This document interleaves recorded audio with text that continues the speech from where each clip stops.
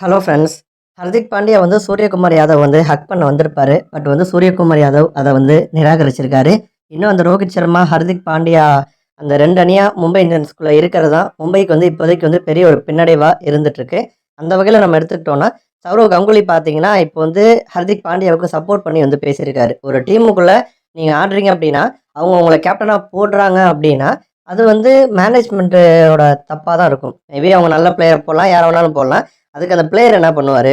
இந்தியாவுக்காக ஆடுறீங்க, திடீர்னு கேப்டன் பொறுப்பை தூக்கி உங்ககிட்ட தேர்வுக்குள்ள கொடுக்குறாங்க. இல்லை நீங்கள் ஒரு ஐபிஎல்ல ஒரு ஃப்ரான்ச்சைஸ்க்காக ஆடுறீங்க, மேனேஜ்மெண்ட் முடிவு பண்ணி உங்ககிட்ட கேப்டன் பொறுப்பை கொடுத்தாங்கன்னா, அதை வந்து மேனேஜ்மெண்ட்டை தான் வந்து ரசிகர்கள் வந்து குத்தம் சொல்லணுமே தவிர பாண்டியா ஒன்றும் சொல்ல முடியாது. அவர் என்ன பண்ணாரு அப்படிங்கிற மாதிரி சௌரவ் கங்குலி பார்த்தீங்க அப்படின்னா இந்த மாதிரி வந்து பேசியிருக்காரு. ஆனால் இன்னொரு புறம் கேப்டன் பொறுப்பு கொடுத்தா தான் நான் குஜராத்ல இருந்து உங்கள் அணிக்கு வருவேன் அப்படின்னு சொல்லி கண்டிஷன் போட்டு தான் பாண்டியா மும்பைக்கு வந்தார் அப்படிங்கிறதையும் நம்ம வந்து மறந்துட முடியாது.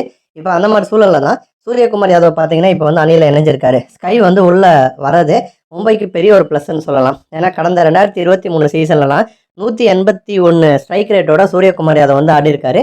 இந்த மாதிரி ஒரு பிளேயர் தான் மும்பைக்கு இப்போதைக்கு வந்து தேவை. அவர் வந்து உள்ளே வந்துட்டாருன்னா பாண்டியா வந்து கொஞ்சம் ரிலாக்ஸ்டாக வந்து ஆடலாம். ஏன்னா வந்து மும்பை வந்து 3 கேமில் தோற்றுருந்தாலுமே கூட அந்த 3 கேம்லையுமே பாண்டியோட பர்ஃபார்மன்ஸ் வந்து ஓரளவுக்கு நல்லாவே இருந்துச்சு. நல்லாவே பாண்டியா வந்து பர்ஃபார்மும் வந்து பண்ணார்.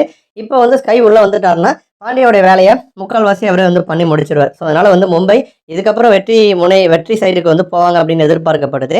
அந்த வகையில் கேம்பில் இணைஞ்ச உடனே ஹர்திக் பாண்டியா ரொம்ப சந்தோஷமாக ஸ்கையை வந்து ஹக் பண்ண வந்திருக்காரு. பட் வந்து சூரியகுமார் யாதவ் வந்து நிராகரிச்சிருக்காரு. ஏன்னா வந்து ரோஹித் கேப்டன் பொறுப்புலேருந்து தூக்குனதை அவர் வந்து விரும்பலை. ஏன்னா ருத்ராஜுக்கெல்லாம் வந்து வாழ்த்து சொன்ன சூரியகுமார் யாதவ் பாண்டியாவுக்கு இப்போ வரைக்கும் வாழ்த்து வந்து சொல்லலை. அதனால தான் பாண்டியாவை ஸ்கை வந்து புறக்கணிச்சிருக்காரு. நன்றி.